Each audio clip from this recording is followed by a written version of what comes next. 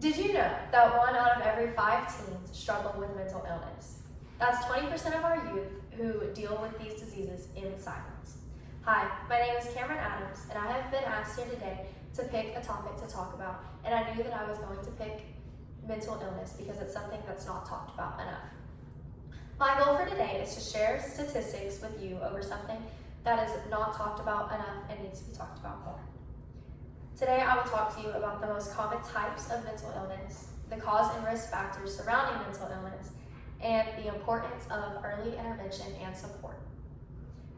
The most common type of mental illness found in teenagers is anxiety, whether this is generalized anxiety, social anxiety, and panic disorders.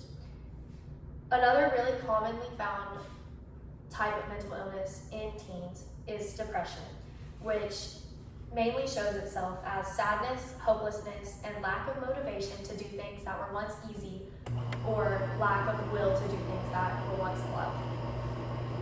Another really common form of mental illness found in teens, but more specifically teen girls, are eating disorders.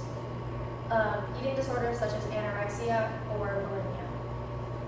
Eating disorders are not only about food, but are also due to emotional distress and need for control. ADHD is also commonly found in teens, or attention deficit hyperactivity disorder, and mood disorders like bipolar disorder. All of these disorders can affect how teens think, feel, and interact with others, often with serious consequences for their academic and social lives.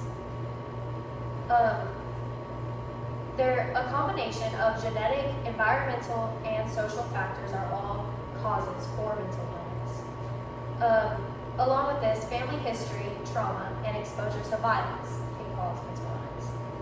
Pressure to succeed academically, socially, and physically, and societal pressures like social media are a big thing that cause mental illness in teenagers.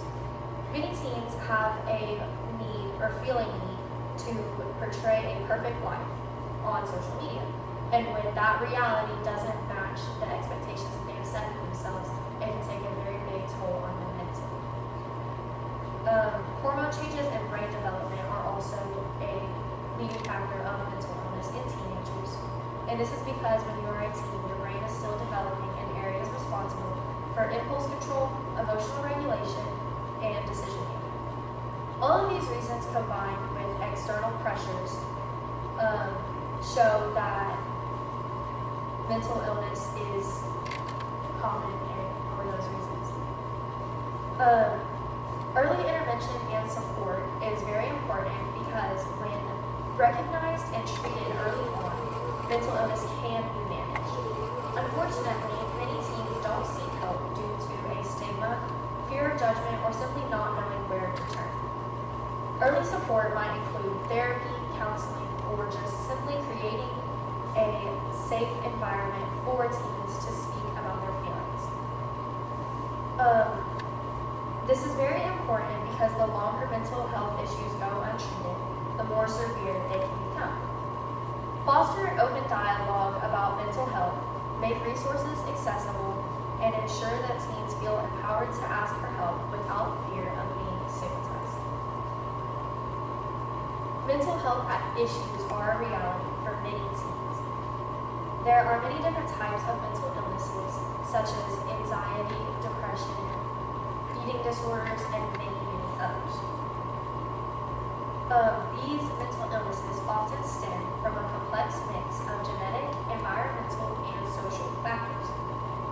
By recognizing the importance of early intervention and support, we can help these teens overcome their struggles and lead healthy, happy lives. Before I leave off today, I would like to leave you with the thought of mental health isn't something